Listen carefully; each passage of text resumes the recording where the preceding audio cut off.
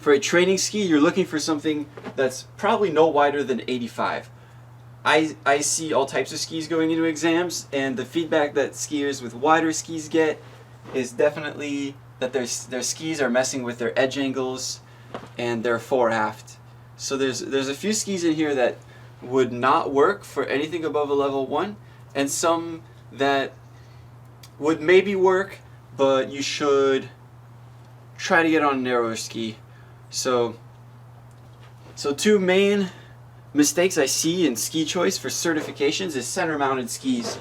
If you're on a center-mounted ski where the midpoint of your foot is in the middle of the ski, then you're going to be opening your hips to get the same ski performance that the examiners are looking for. So even if you're getting good ski performance, you're going to be demonstrating a body position that is not what you want the guest to be on their traditional rental skis, and you'll get docked points for that. So be careful with center-mounted skis. The exception, of course, is freestyle exam. We'll talk about that later. The second thing to be careful about is powder skis, wide skis, and early rise. Early rise reduces the effective edge length of your ski, so you'll end up, if you want to get the same effective edge length, you'll have to get on a longer ski, which can be problematic if you're going into a level 2 exam, and up to a certain point, of course. And width. We know that with skis getting wider, it typically changes the way we create edge angles and the difference between the two skis in edge angle.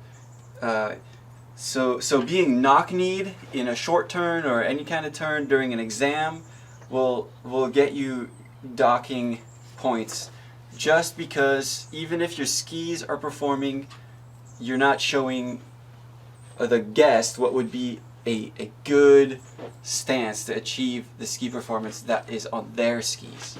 So for width, go for narrower skis. We're looking for we're not always teaching racing, but we are looking for the body position that the racer typically tends to look like.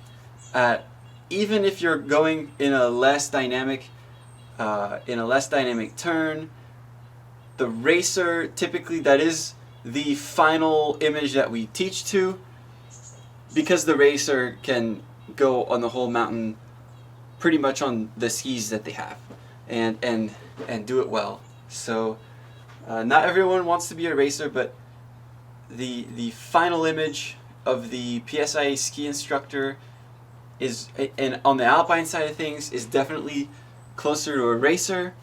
And luckily we live in a time when we have room for self-expression, but as far as the fundamentals go, the thing that gets you the highest score, the biggest bang for your buck score-wise, is a ski that is usually narrower. And the 77 is actually, believe it or not, it's on the wider side of things. I could go quite a bit narrower. I could go a full centimeter narrower and I'd still continue to see improvement in my scores, even if I'm demonstrating in bumps or crud. So get yourself a ski. For exams, if you want the best score out of exams, I'm actually probably on this side here. In the next few seconds, I'll show you a graph from a study that was done at Montana, one of the universities in Montana, that shows you that the narrower the ski, the better the exam scores. And this is an indirect correlation, so there's no study that has been done, no further hypothesis on if there is causation. As far as length of the ski, as you can see, most of my skis are within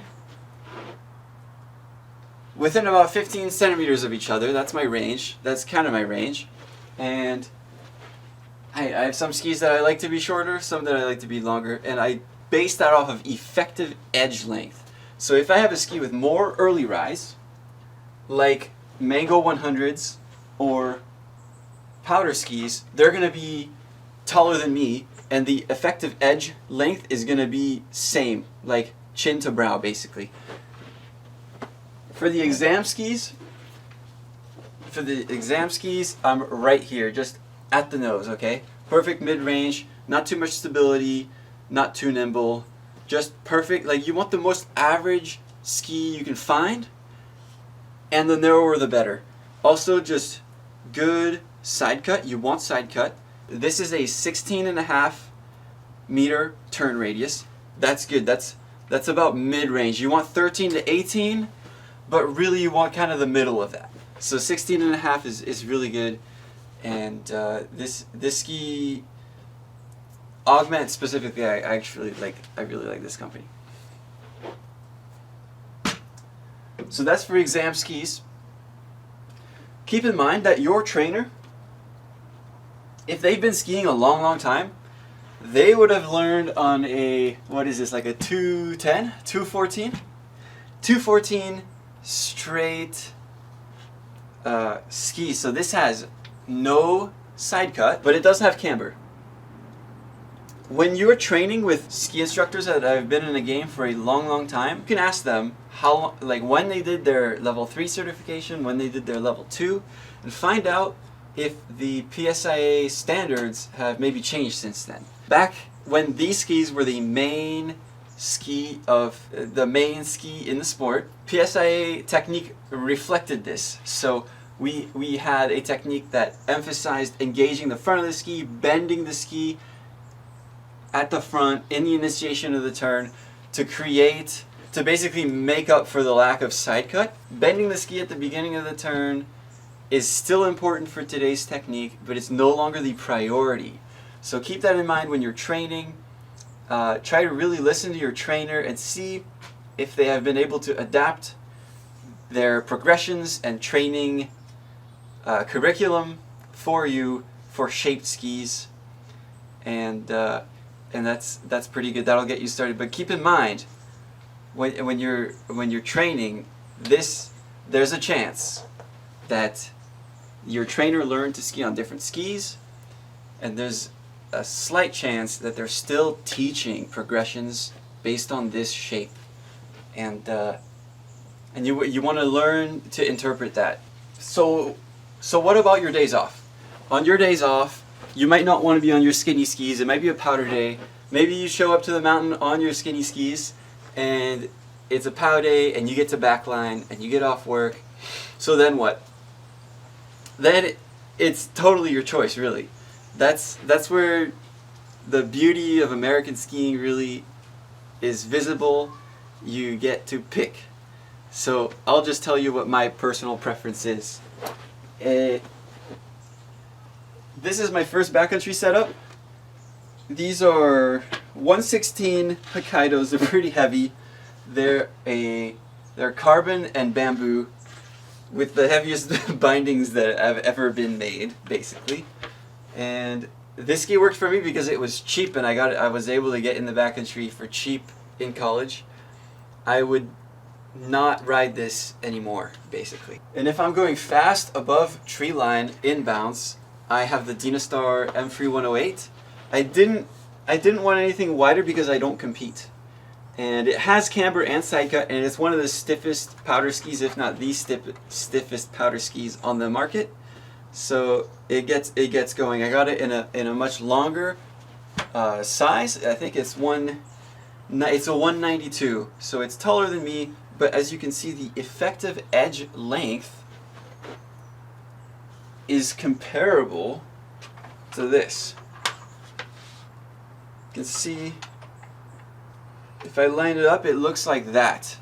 So it actually has a less effective edge angle. So this actually has less effective edge length as this much shorter, I think it looks like a 180, 183 or something. So more edge, more effective edge, shorter ski, more longer ski, less effective edge, but it's a powder ski, so yeah. So you know, when your ski is sinking, you still use the edge in the top bit. So that's what I use on my days off. On my days off, I like to have a toughie. I like to have a shovel with me in the car, or I'll sneak it up the chair in my pants. I have baggy pants, so that works out pretty good. And this is good if you're looking to get social on the mountain. Then bringing a toughie makes you a valued member of the team, and it's easy to break the ice that way. So I'd say on your weekends, if you're willing to invest just on a ski that you're going to use on POW days, weekends, that kind of thing, go for the powder skis with the shovel, and you can get a lot done with that. That's a pretty good way to take full advantage of kind of a mix of the locker room, like the interactions you have in the locker room, meeting other people, finding out what their off days are, and turning your time on the mountain to something probably pretty exciting that way. Especially if you spend enough time on the mountain to really get to know it and figure out what all works with that. So then for freestyle, I have a heavy all-mountain freestyle ski and my kind of park-only setup. So I didn't pay attention too much to the width as far as performance goes, just how it feels.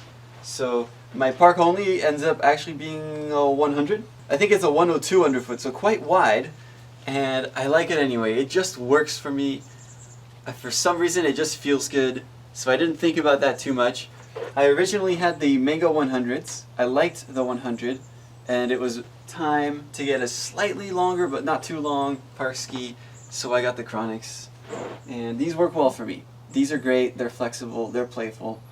I got custom ON3P Mango 90s, and these are stiffened. I used to have, my first park skis ever were Vocal Revolt 88s. They're basically just pipe skis, pipe and on-piece skis, and I loved how poppy they were.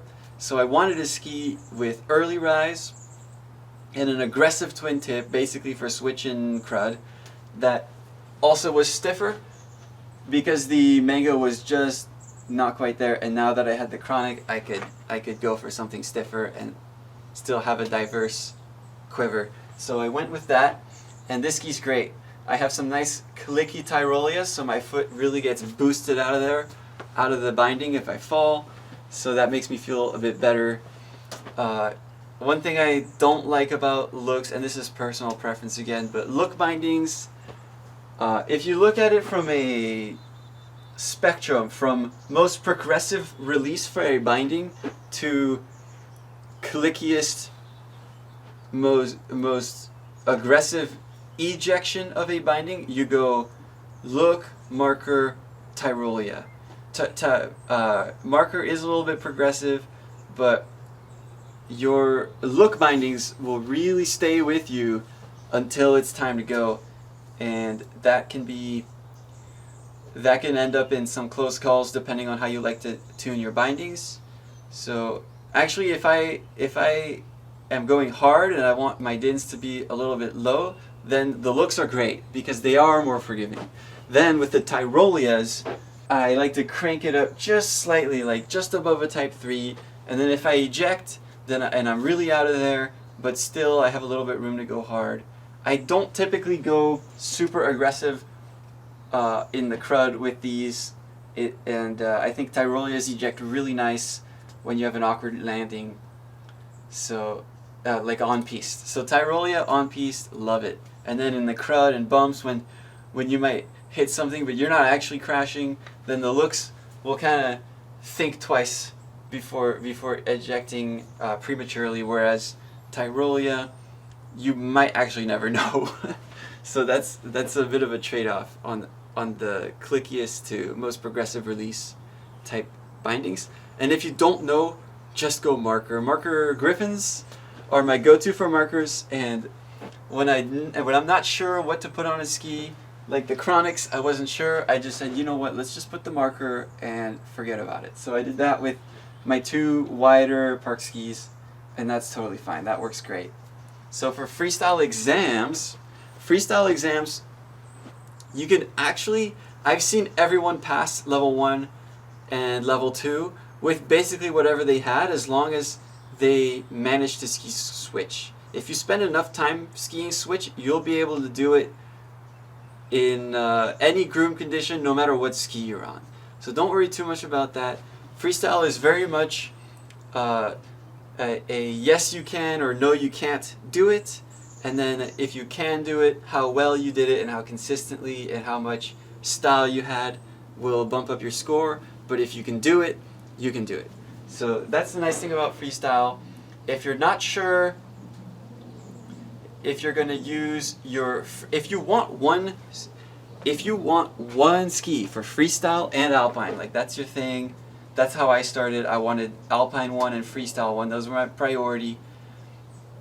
Then I had the Vocal Revolt 88, so I went with narrower ski, a lot of effective edge length, and good traditional camber, and a symmetrical side cut. So not like the race skis where the side cut actually changes all the way down. It's just like if you were to fold the ski in half, it would overlap perfectly. So that's what I had. It was a little bit narrower, and I still got away with my level 1, and that was all right. So it worked out. My hips were a little open, but I still passed, so that's all right. And that was basically, I don't really have a ski like that anymore. But if I were to do it again, then the ON3P Mango 90s would be the next closest thing, just because of their width. I think width is the most important thing for showing good edge control in an exam, and that's, you could argue, depending on who you ask, you could argue that is pretty much 1/3 of the exam, of the technical aspect of the exam, just edge angles. Because you have edge angles and rotary. If you can show that you understand those and show those consistently without any weird things going on, then that's just another thing you don't have to worry about. So try to go narrower if you think you're going to be going on an exam. And I know for a fact that I don't do exams on chronics like alpine exams. So I have these.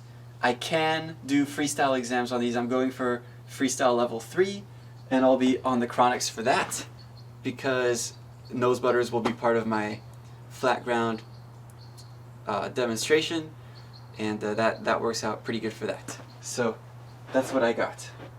I like a little bit wider when I'm playing around, but if I have to do a cert on my freestyle skis, narrower is the main priority, and effective edge length kind of comes in second. So that's what to keep in for.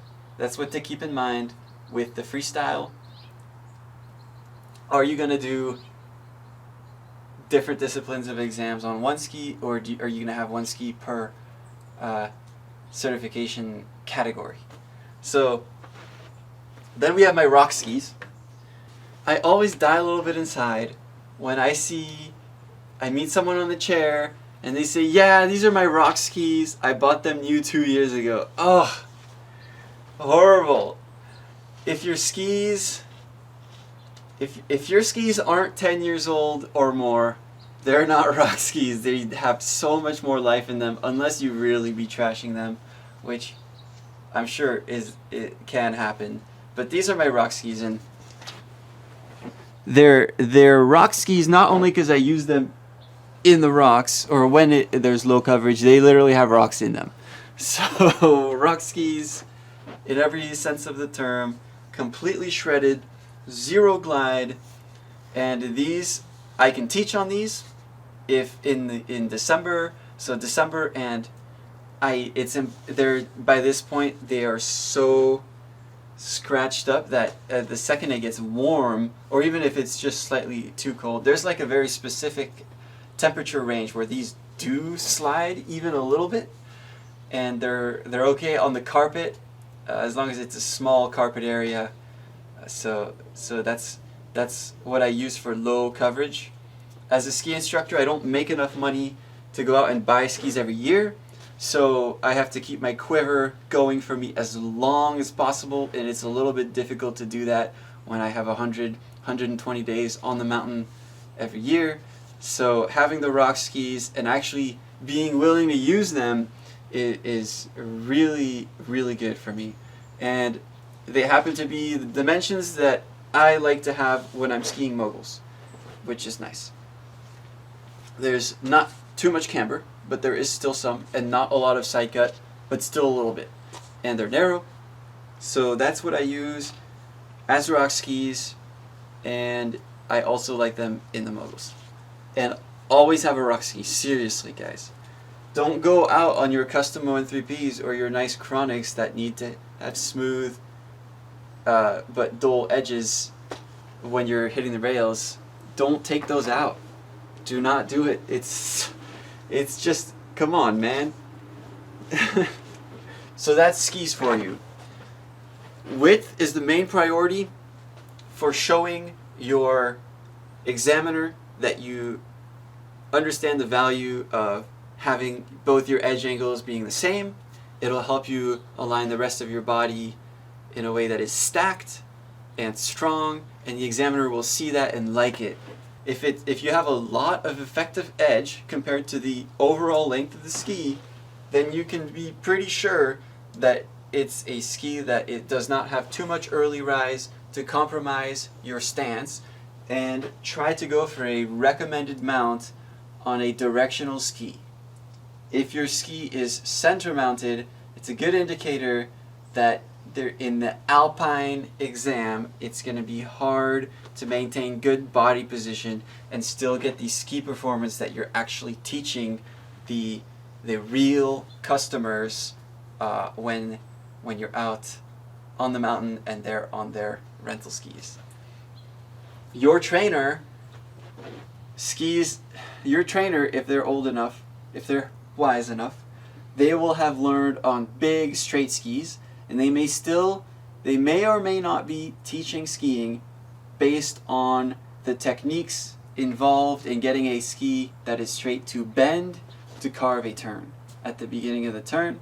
So make sure you're interpreting this appropriately to transfer that knowledge onto your side cut skis correctly.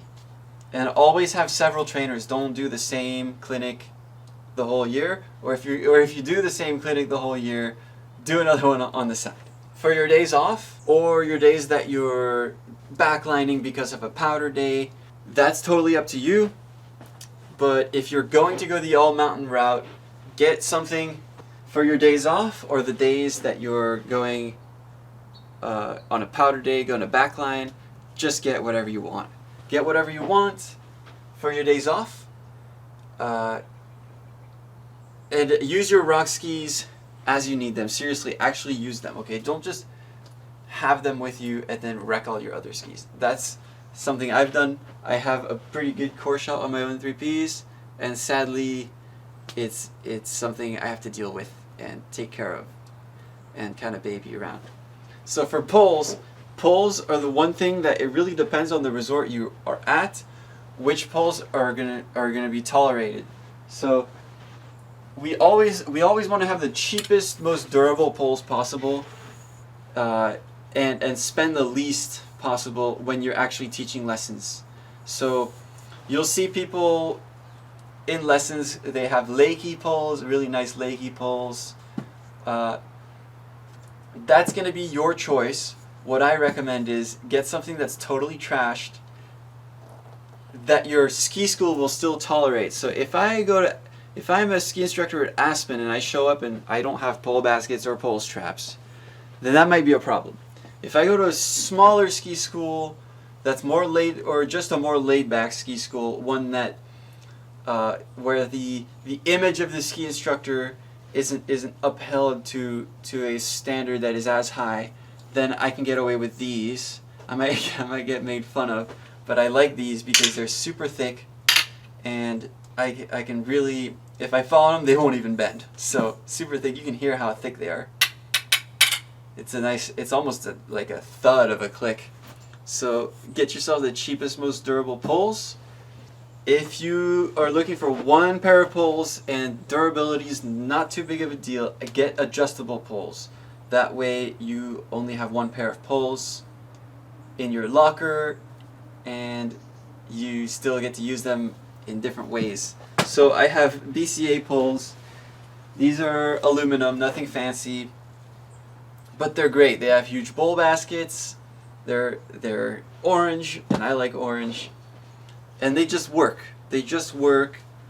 Luckily, I got them for free, and I was looking into getting some when I got them anyway. These are nice. They also, if you really get nitpicky, they have the tab here that's for flipping into walk mode and stuff like that, or the incline on the bindings. They're also good for chipping away at snow on the bottom of kids' boots. So if you can get poles that serve several needs, then do that. So adjustable, cool little tab, big pole baskets, that kind of thing will definitely you'll get a lot more enjoyment out of your poles than if you just have the minimum tolerated pole that's just like the free ones that were forgotten in the parking lot. So that's basically it. I want to know what you're riding on this winter, so give me a comment telling me what you're riding. Let me know what exams you're going on with them, and I'd be happy to know. Maybe there's a ski that I'm missing here, and I'd like to know what that is.